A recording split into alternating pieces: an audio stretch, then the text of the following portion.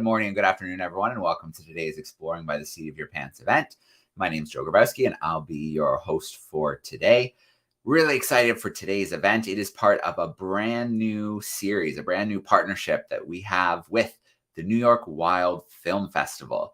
So it's an amazing film festival that happens every year in March. Yeah, every year in March, and they showcase amazing films from around the world featuring scientists, researchers, conservationists, and really important stories. So if you do want to check out the film festival, you can visit their website here. I'll share a link on the screen for nywildfilmfestival.com. You can check it out there. And we've already done one event to kind of get things started, which was last week, an event with a film called Greywater, talking about poaching in the waters off of New York. And today we're going to take a little bit of a different route and look at another short film. This is an animated short film, so called Humanity Has Not Yet Failed, featuring climate activist Greta Thunberg and juxtaposing the absurdity of political inaction with the straightforward high stakes of the climate emergency.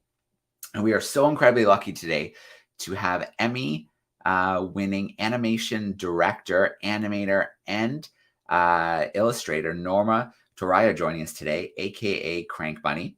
She has animated films for the Me Too movement, United Nations, Nike, Adult Swim, Plan Canada, and even the rock band Rush. She's had work featured in the Museum of Modern Art's film collection. She's worked alongside groups like Girls That Code, Ghetto Film School. She's even exhibited art for Wes Anderson and on every single billboard in New York City's Times Square. Pretty amazing. So I'm going to bring Norma in live with me right now. Hey, Norma, how are you? I'm good. I'm very excited to do this. Yeah, that's great, Norma. It's so great to see you. We have classrooms joining us from Canada and the US. We have some of them backstage in camera spots, so they're going to get a chance to ask some questions. We've got more tuning in via YouTube. They'll ask some questions there as well. But for now, it is such a cool film. It is so beautifully animated. We would love to dive behind the scenes and hear a little bit more about it. Cool.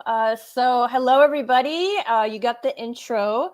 I have a presentation to sort of go through very quickly, just so you could see some of the behind the scenes drawings, sketches, sort of peek at my approach on how me and Jared tackled this film, because I did direct this film with my friend Jared. He's not here, but there's a picture of him. So let's bring in the presentation screen. So I think that should be up. It's up there, Norma. It's ready. Okay, great. So I'm going to switch over. So this is the intro screen. So the film is Humanity Has Not Yet Failed. I'm an artist, illustrator, animator, director. I'm based out of New York City and Miami. So my background, just a little bit about me, is I'm a Cuban American from Miami. English is my second language. The things that I love to do are drawing, doodling, doing projects. So I always have something that I'm into. I like to grow orchids. I've always been into comic books. I've read them. I'm an adult. I read them still. Making zines or zines. Music, ocean science. A lot of my childhood was spent in the Caribbean and off the coast of Florida, fishing, because my parents were anglers. So I did a lot of that as a child, and into my teenage and youth. I'm really into art history. I love museums and libraries. So I sort of made these little doodles to show you guys what I'm into. So the film uses Greta's story to sort of explain the science behind climate change. So the science is fairly complex, but what we tried to do was just bring it down to something that was fun and sort of understandable, because there's so many different elements to it. So trying to like hone in on what, global warming is, and, what's the approach to take, because it's a fairly serious thing, and people, they do get upset about it, obviously, and it is kind of scary, but we wanted to sort of do something fairly like fun, and just talk about the science, and then also like inspire people to like think about this in a positive change sort of way. So very quickly, if you don't know who Greta is, she's a youth activist from Sweden, and she started protesting fairly young, around 14 now. I think she's almost probably 19 or 20. And she still protests every Friday. She sort of created this group with all her friends and all her fellow peers, called Future for Fridays, or Friday for Futures. I always get it mixed up. But so they protest every Friday in their own way, just to bring awareness to other people.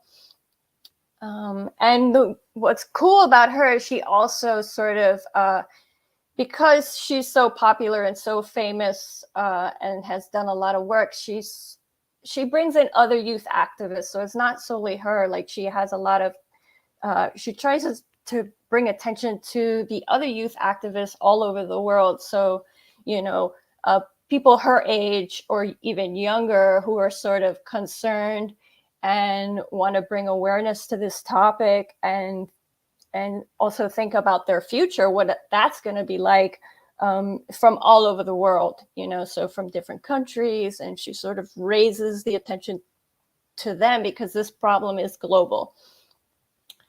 So the way we created the film is Greta had done a very long podcast.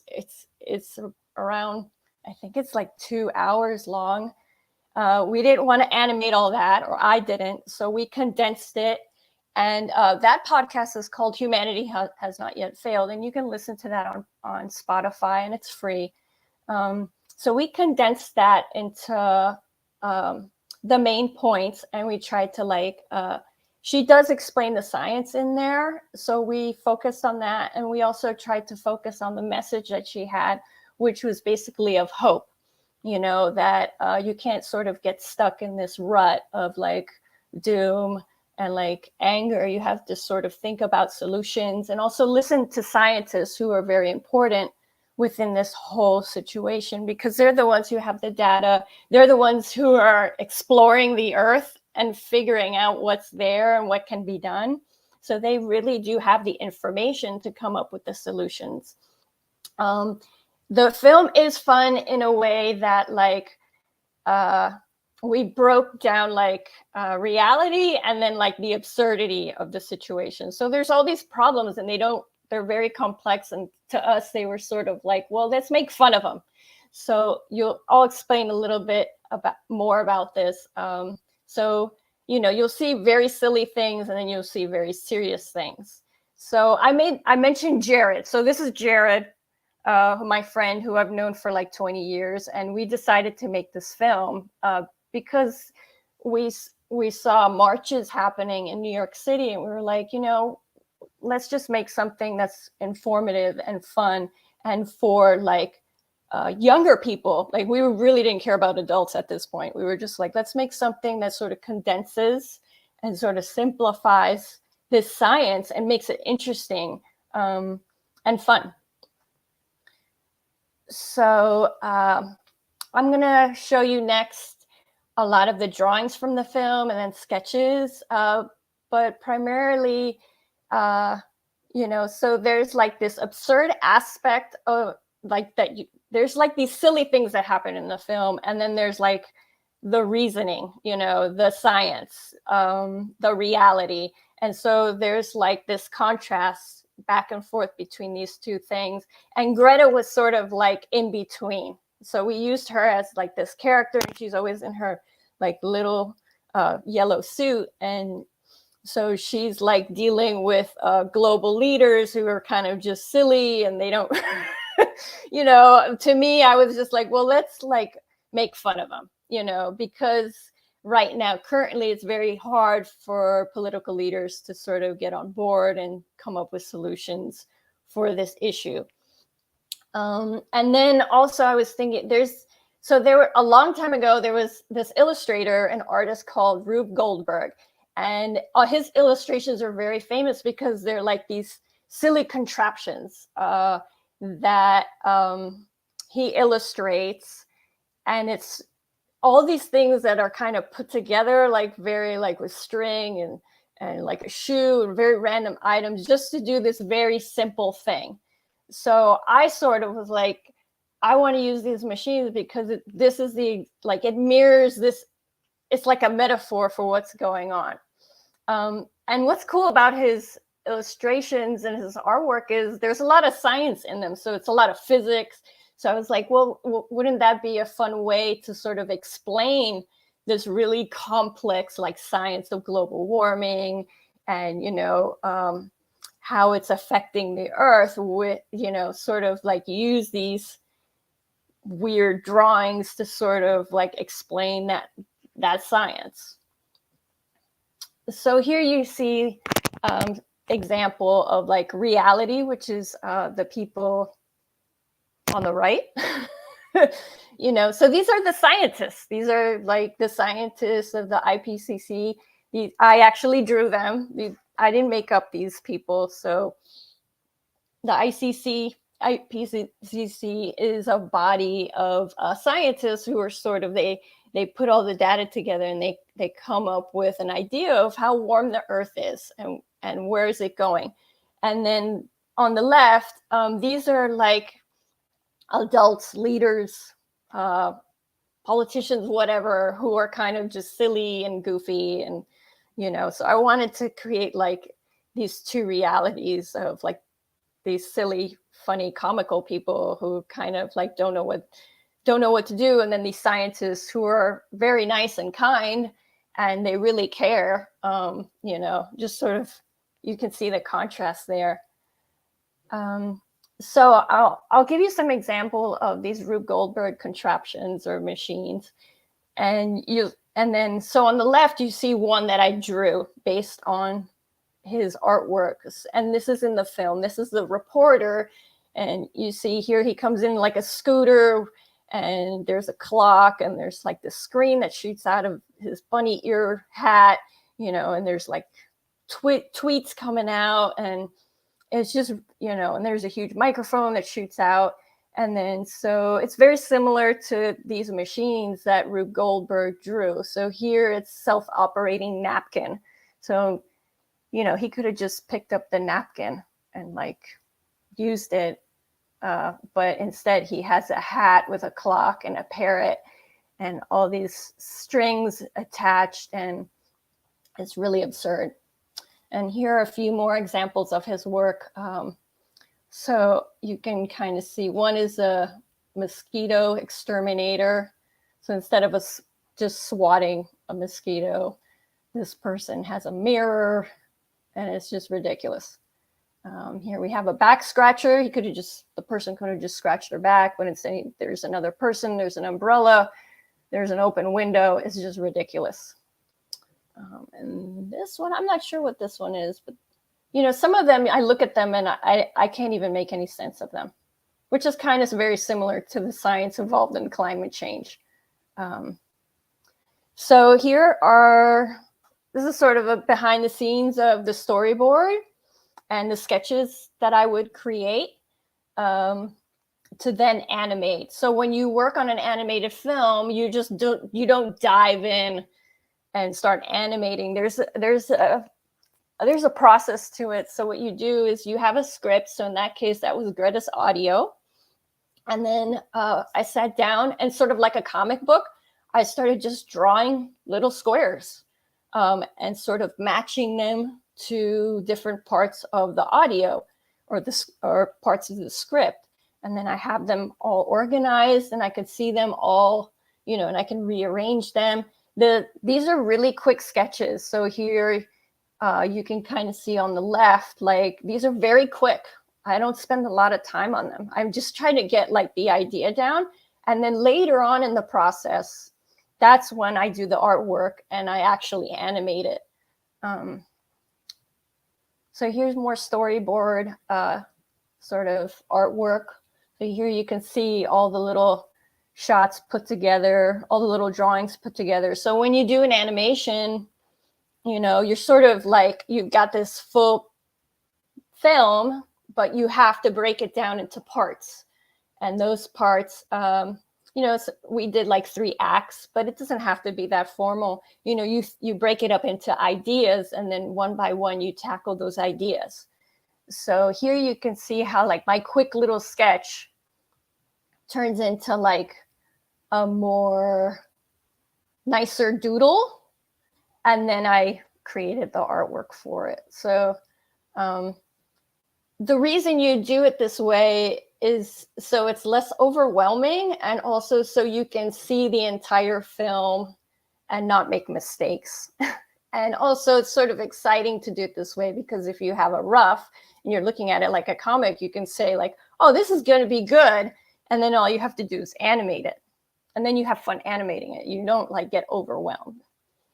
So here are some before and afters, just because I want to like make sure everyone understands, like with animation, you it's very impressive and it seems like a lot of work, and it is, but if you break it down, it's manageable, especially if you work with other people. So working with Jared, like that was very helpful, because we could like you know, get ideas for stuff, or if I didn't know what to do, I could ask him, or he could say, hey, that doesn't make any sense, and then you know, we would go back and forth. So that was a really nice thing to have, like just this other person helping out.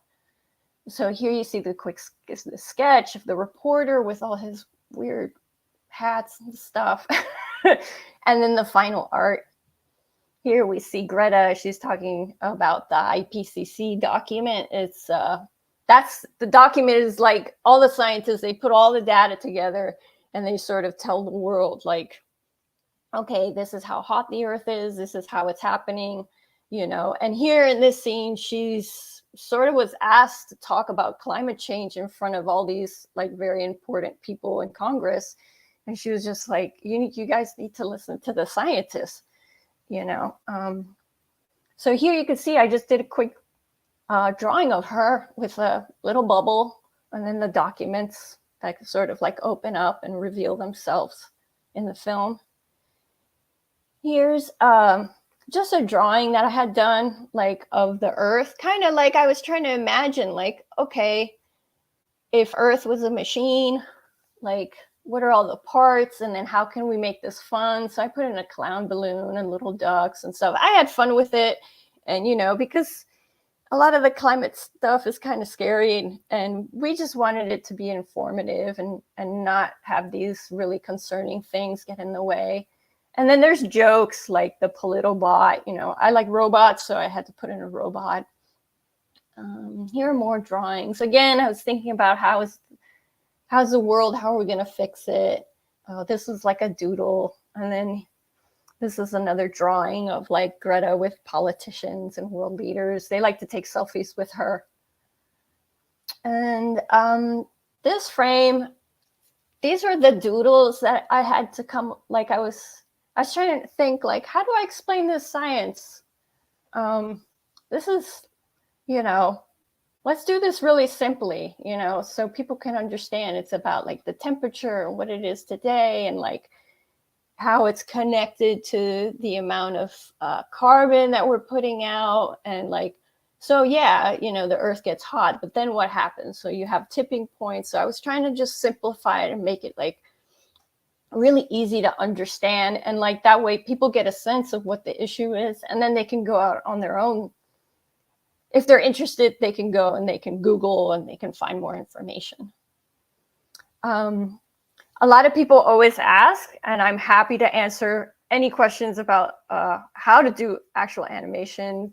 The general tech talk of it is, so me, I work in Photoshop, which is an Adobe product, and I use After Effects to put all the drawings and animate them all together. Again, that's another Adobe product. I start drawing on paper or I sometimes use a tablet, but for the most part, I do like paper and pencil. It's just very fast. And I take a picture of it with my camera, or with my phone, and I pop it into the computer or the tablet, and then I like draw it even better. I think I always recommend, like, you don't have to go ahead and start using Photoshop and After Effects. That could be really overwhelming. You'll sort of get lost in the YouTube tutorial land videos. So there's this app called Rough Animator, and it's created by an animator because he wanted something simple, and it's on all the different platforms, and it's a very small program, and it's an app. You can use it for free, or you can just pay $5. And that's a really fun way of just starting to draw and like adding frames and like taking out frames and then pressing play and seeing what happens, because you do have to explore a lot when you animate. So that's my quick little talk through. So I'm happy and very excited to answer any questions everyone might have now. All right, Norma, I'm going to take, oh, perfect. You took it out for me. That's great. It is such, well, the message is so important. And I think the way you mixed in kind of the foolishness of the politicians all looking for their selfies and, not really combating the issue, I think was really effective. And before we start meeting classrooms, how long did this whole process take to animate and then have that finished product? So the general rule in animation is 1 minute is 1 month, and that was kind of it. So it was 7 months. Yeah, but that's yeah. So that's it seems very slow, but what happens is if you don't do that process that I kind of explained, it ends up never getting finished. So you do have to like do the sketches, have a script. It's very, it can be really, I like the beginning because you just sort of work everything out as much as you can, and then you just start moving forward. Right. Yeah, a minute of animation is a month. A minute of it. Okay. So it's a consuming process, but with one person, it might be, like 1.5 people, Right. But yeah, that's usually that's how it is. All right. Well, let's open things up. So if you are tuning in via YouTube, you can use that chat sidebar and send in any questions you have for Norma about the film or the process of the animation. And then we'll start to talk to some of our camera classrooms to see if they have questions about the film, if they have questions about animation and drawing and things like that. And I'm sure we have some future artists out there as well in those classrooms. So let's get things rolling. Let's start. We're going to go to Chicago first. In the US at Gems World Academy. Let's bring in those students right now. Hey, Gems World Academy, how are we doing today? Good stuff. Well, it's great to have you hanging out with us. Did your group get to watch the film? Not yet. No. Not yet? Okay. Well, perfect. You should take a look because it's really, really fun. But I wonder if you have any questions about animation or the film for Norma. Corey, do you want to ask a question? Do you want to ask a question, Corey? We have a question. Sure. Do you think that the document that was made in Paris in France when the nation's leaders the agreement? Yes. So as you're describing like the funny, like when nation leaders are being like funny, why do you think they like pulled out? Did they care about like did they not care about their country, or were they just like a little bit countries that pulled out of the agreement, right? Yes. They have different reasons always. Sometimes it has to do with the there's a lot of for the Paris Agreement. It's basically countries coming together and basically agreeing like, okay, we're going to invest money, time, effort into lowering our carbon footprint, stopping our pollution, stopping all these things that contribute to global warming and climate change. So sometimes that costs money, and also there might be other issues in terms of like treaties that have been signed. So what happens is countries will pull out because they're concerned about what this investment will do to their own country. So they're not thinking long term, and they're trying to protect themselves, which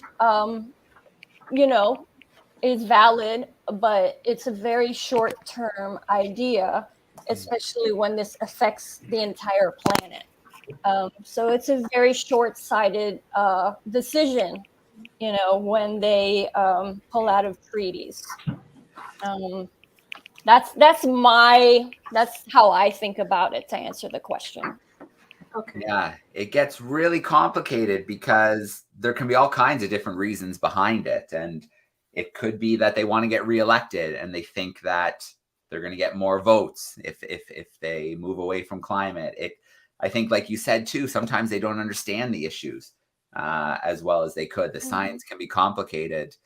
And sometimes it's such a big problem, right? It's how do we solve it? Sometimes it's easier to kind of kick the can down the road and say, you know what, the next person elected can worry about it. Or, but I think what Greta does so well is show us how it is a problem that's so important to understand right now. And I think she does a really good job of bringing youth in and showing how youth have such a good understanding of the seriousness, and our politicians sometimes don't. Mm-hmm. Yeah, very cool. So shout out to our classroom in Chicago. Let's grab another question here. We're going to go to, where should we go now? There we go. We've got a class joining us in Hamilton, Ontario. So in Canada, looks like some fifth graders. They put a question in the chat. I'm going to give them a chance to ask the question live if they want to. So here we go. Hey, fifth graders. There they are. Hello. Hey, everybody. Sorry. Ava, you have a question? What makes it take so long to create? Why does it take so long to create or animate? Like, why does it take 1 month to make 60 seconds or 1 second of film, or 1 minute? Because in animation, you usually have 1 second, correct? And that's a lot of can be 6 drawings or 12 drawings or 24 drawings. For me, I make 6 to 10 drawings for 1 second of animation. So when you think, so I can doodle something and it'll take me half a day, and then I might not like it. And then, so I'll redraw it. And then the next day I'll say, okay, great. And then I might color it and make it so it's just a sketch. And then we get to the final art that might take a day or two because I'm coloring it, I'm painting it. I don't like that. I'm changing it. So it's just math.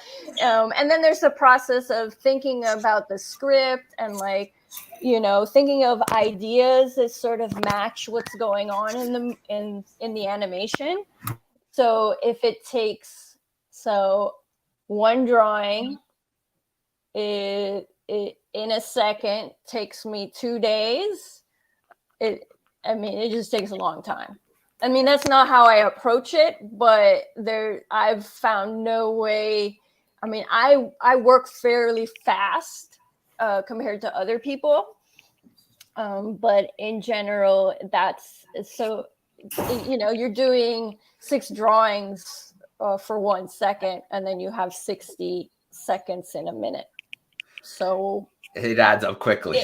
I'm not doing the math right now. I just know it's a long time, Yeah, especially when something just might not look right, and you have to kind of restart, or you have to go again. So could computers be used to speed up the process, or it sounds like you prefer kind of just hands-on and really kind of. I do both. I sometimes will create a puppet drawing. So it's like I will draw the person and then I'll break that character up into parts. Yeah. And then I'll attach the parts up in the program, and then I'll make that person move like with the computer, motion. It does help. But you do have to make the artwork, and then you do have to make the puppet, Sure. and then you have to rig it, and then that's called rigging a character puppet. So some people animate that way. I like both. So you can smush them together. That's fine. Animation is kind of like there's a lot of experimenting with animation, and it's fun, but it does eat up a lot of time. Yeah.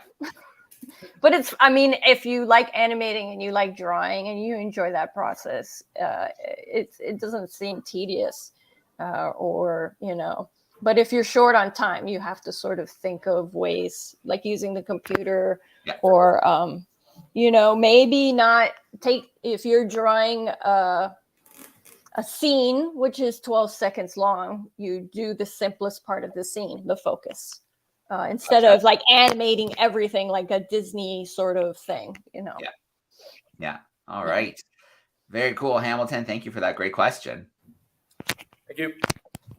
All right. Let's grab another classroom here and let's see what they are thinking, what they want to ask. Who do we need to visit? Oh, we've got two groups from Chicago today. So Miss Fleming's crew is joining us today as well. Let me bring them in and see if they have a question. There they are. Hey, boys and girls. Michael. Josh. What do you want? How do you guys stand up? Go in the middle. Go in the How do middle. How do you get like the drawing from your paper to the computer? Like if you take a picture of it on your phone, how do you get it to the computer? So I take a picture with my phone, and then that saves it as a picture file, and then I can insert that picture file into the computer program that I either do art over or that I create the animation with. So they're all friendly, so the files and the photos that you take on your phone, the programs that I use to animate, they're totally like, yeah, come on over. You can use them. So it's not like I have to redraw anything, or I don't have to. I might redraw it if I want it to look a little bit better, so I can color it in a little bit easier. But it's fairly it's very easy. It's not like I'm redoing the artwork or anything like that. Very cool. So it's nice to have that relationship where the same files that you take on your phone can go right into the animation program you're using. Yeah, and a long time ago, I had to have like a camera stand. I couldn't use this thing. So now it's really great because it's like technology makes it, I had has this stand, but now everybody has a phone, so everyone can possibly just bring their drawings in really easily into the computer. Take a picture. Yeah. Very cool. Let's get another classroom in here and let's see what they're thinking. We are going to go to Ms. O'Meara's crew, some grade 7 and 8 in Kitchener, Ontario. Let me bring them in front and center. There they are. 7 and 8. How are you? Good.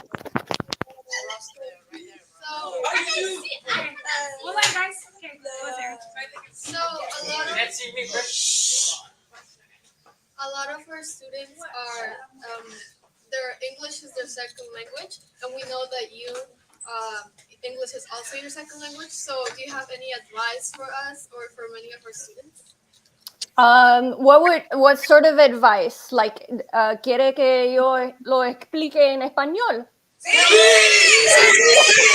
Bueno, discúlpame, porque yo no hablo mucho español ahora mismo, mucho inglés, pero yo puedo hablarte de, si tiene una pregunta específica en español, yo puedo, como Pues es un gran, como que, es solo como que tú, fue muy difícil aprender inglés o es no, difícil. no, porque cuando yo era chiquitica, como a las 4 o las 5, me metieron en un que no hablaban español. So, era así, you know. Entonces yo hablaba inglés aquí en Miami y español con mi pariente, con mi familia.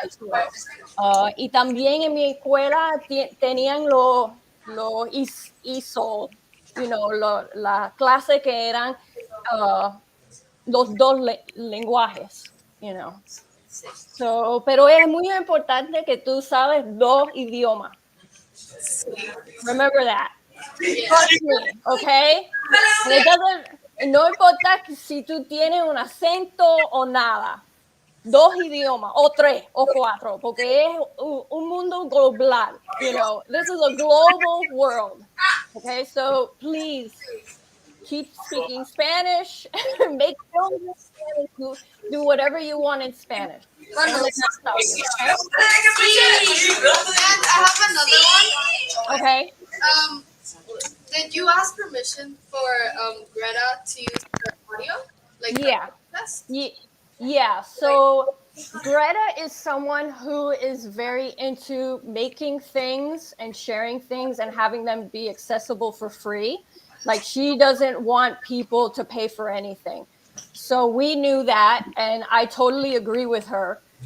So we went to her and said, we want to make this film. It's not going to cost you anything. We showed her proof of concept. So we showed her drawing. We gave her like a presentation, and we said, it's not going to cost you anything. We're not going to make any money from this. That's another important part of it. This is basically for a youth generation, just so they can understand and have the tools, understanding the science for their future. And she was very into that. And then we made the film, and then we showed it to her, and fingers crossed she liked it, And then we were in charge of finding a venue for it. So, and our idea was, okay, this has to go into, like, it can't sit on YouTube. It has to go into the media. So that way it's free and it's always there to see. And it's as many eyes can see it. So it was featured in the New York Times as an opinion piece. And so that way a lot of people saw it. It's so you can sometimes create like documentaries or short pieces, or like you can create work and then you can shop it around to different venues, and then they'll like put it out for you, kind of like an album, or anything like that. So she did give permission, and there is some licensing things, but it was fairly easy. Hopefully that helps. Yeah, those are great questions. Thank you. Yeah. Bye. Muchas gracias. Oye. Very cool. We're going to bring in another classroom here. We are going to go to a cruise hanging out in the summer with us, Miss Dillon's crew in Farmington, Missouri. Let me bring them in. It's a nice big group here. So here they are. Hey, Farmington Summer School. Okay. Hello. Hi. How did you feel when your art was all over the screen at Town Square? I said Town Square. Times Square. Town Square. Times Square. It was cool. I didn't expect it to be such a big thing, but if you've ever been to Times Square, it's very large and it's a lot of blocks. It's not like one little center square. It's like 6 or 7 blocks, and they have these massive screens. And so what I would do is I would start from 49th Street and I would run all the way down to 42nd Street just to see all the artwork. And it was really fun. And then it was really fun. I was really emotional about how people were watching it. So I know the art, but to people look at it and sort of take pictures and like with their families and stuff to watch it, that was really, really emotional and really nice. Yeah. Very, very cool. Do you have, it's a big group. Is there another question there? Oh, yeah. All right. Come on up later. How long does it take to do stop motion, and do you work for anyone? So I work for myself. I've been working for myself for maybe 10 years, but in the beginning, I did work with a production company, and they would, based on the films that I had created, they would get me work. But now I know a lot of people. I know people. I have a lot of friends. It's sort of like I just have a lot of experience, so I just am able to work for myself, and I'm able to make my own projects now and have time to do that. Stop motion. Okay, so I don't do stop motion, but I have been trained in it. Stop motion can be fast, but it all depends in terms of setting up the lights.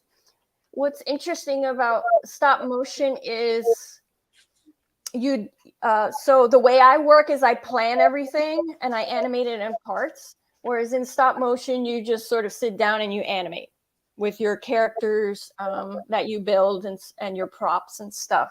So a lot of time is spent on building the little armatures. And so like the little characters that you can sort of bend and building the props, that are part of the scene and the backdrop and setting up the lights. So that's the time consuming part. And then sitting there and then animating, and then you just sit down, and until you're done with that scene, you can't get up. So it's kind of exhausting. The lights get very hot. But I would say it's the same amount of time though.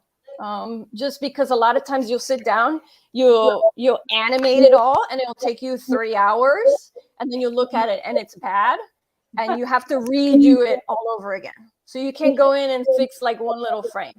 You have to sit down and start all over again. Thank you. Yeah. All right. Very It's good because you learn about timing in animation, how things move. So like just when you go to pick up something or throw a ball or like high five, like just so it doesn't seem robotic, you learn timing so it'll look realistic.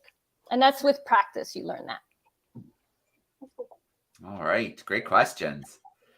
I want to grab one from YouTube before we end today, Norma, and it's education.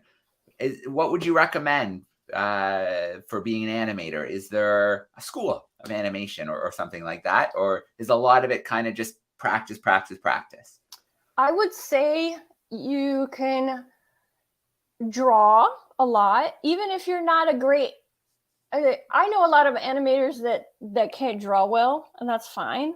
They'll use computer animation or they'll do 3D modeling and stuff. So then it's good to take classes. There's a lot of stuff on YouTube.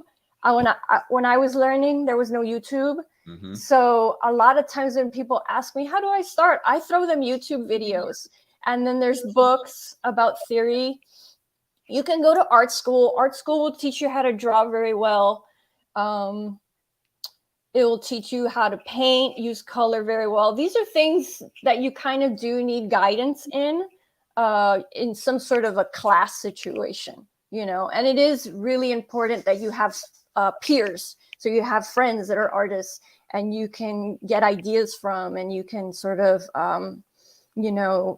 give each other advice and stuff. You can go to art school. It's very expensive. It's valuable. You can go to a regular university, which is what I did, that had an art school in it. So you can study history, do art, do languages, and then also go to art school at the same time and get a degree, whatever you want. I went to graduate school for experimental animation at Cal Arts, which is the school where all the Disney people come from. And like all the people doing shows, working on shows, they go to Cal Arts, or they go to, there's other animation schools in the North American region.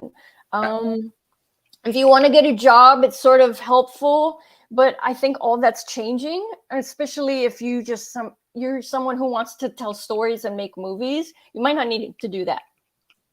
You know, information is now accessible, so it's, you know, it's just a matter of like applying yourself. All right.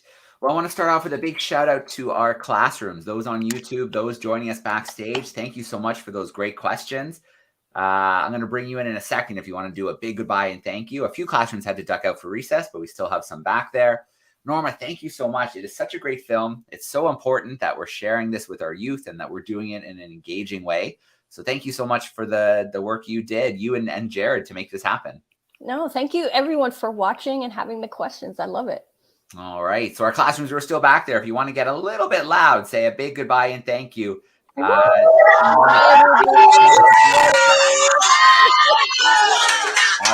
stuff. And we are going to sign off for today. Thank you so much, everyone. Great to see you.